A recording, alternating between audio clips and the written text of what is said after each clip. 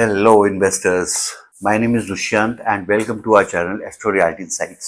आज हम बहुत ही एक इम्पॉर्टेंट टॉपिक पे बात कर रहे हैं। जब भी हम प्रॉपर्टी खरीदते हैं तो उसके लिए हमें एक बहुत ही ऑस्पिशियस टाइम चाहिए। तो हम आज बात करेंगे ऑस्पिशियस टाइम, जिसको हम समय कहते हैं। ना ये जो समय है, ये जो तिथि है, ये क्या है? ये हम इसको कैसे देखते हैं कि कौन से शुभ समय पे हम प्रॉपर्टी खरीदें या हम शुभ कार्य करें। सो आपने कई बार देखा होगा, इट्स वेरी वेरी कॉमन कि आप जब भी किसी नए घर में एंटर कर रहे होते हैं तो उस समय आप पंडित जी के पास जाते हैं, उनसे शुभ मुहूर्त निकालते हैं। तो शुभ मुहूर्त निकलवाते कैसे हैं? ना तो वो आपका हॉरोस्कोप देख रहे हैं, ना ही कोई ऐसी चीज देख रहे हैं जो कि बहुत ही आपकी पर्सनल हो। तो वो क्या कर रहे हैं, वो बेसिकली एक हमारा कैलेंडर होता है जिसको वो देखते हैं और इसको हम पंचांग भी बोलते हैं। अब मैं आपको थोड़ा सा समझाता हूँ कि तिथि कौन सी होती है जहां पे आपको प्रॉपर्टी खरीदने का एक योग बन सकता है। तो सबसे पहले होती है तृतीय। तृतीय आप जानते हैं थर्ड डे को रिप्रेजेंट करता है। Panchami, that is the fifth day actually. Ekadashi, Dashmesh या Dashami. Dwadash which is 12th।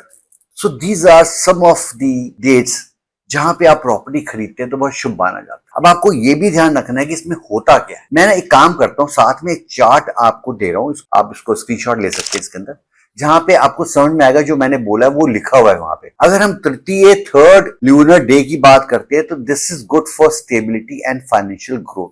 When we talk about the Panchami, that means bringing prosperity and giving you the long term success. Ekadashi में क्या होता है कि basically it's a very spiritually kind of time where you can have wealth which is related to investment. And Dashami में क्या होता है कि आप रियल एस्टेट ट्रांजेक्शन बहुत अच्छा कर सकते हैं and it will go very smoothly. Actually if we talk about Dwadashi, तो द्वादशी में क्या होता है कि ये सपोर्ट करता है प्रॉपर्टी एंड वेल्थ एक्यूमुलेशन। और इस चार्ट को आप देखिए, you can take a screenshot, ये आपको समझ में आएगा। अब बात ये आती है कि ये जो हम बात कर रहे हैं तृतीय, पंचमी, एकादशी, ये क्या है? तो ये हमारे ल्यूनर डेज हैं जो कि हम पंचांग से देखते हैं। आप कहेंगे नॉर्मल कैलेंडर में तो ये मिलता नहीं है, तो it's a very simple thing. आप एक ऐप डाउनलोड करें, इसका नाम है दृक पंचांग। जैसे दृक पंचांग में जाएंगे, वहां पे आपने 1 मंथ का पंचांग खोलना है। अब ये जो डेट्स बता रहा हूँ ना, ये हर बार दो बार आती पूरे महीने में। अगर तृतीय आएगी तो 2 बार आएगी, पंचमी आएगी 2 बार आएगी, एकादशी आएगी 2 बार आएगी। तो इसका सिस्टम क्या है? इसका सिस्टम ये है कि जो मून है, एक होता है वैक्सिंग, एक होता है वेनिंग।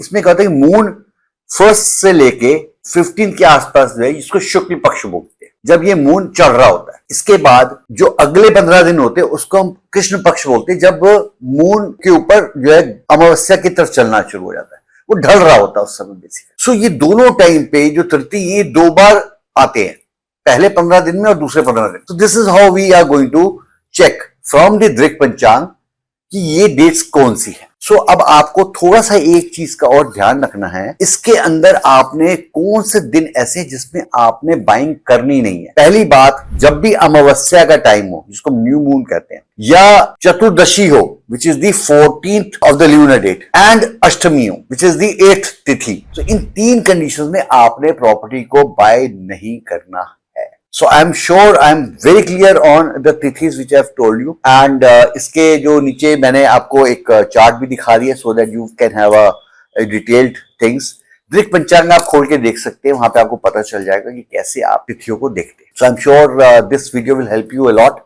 And अभी इसके बाद हम जो next आ रहे हैं, we are coming to a very good thing। Let me tell you more about that। Thank you so much।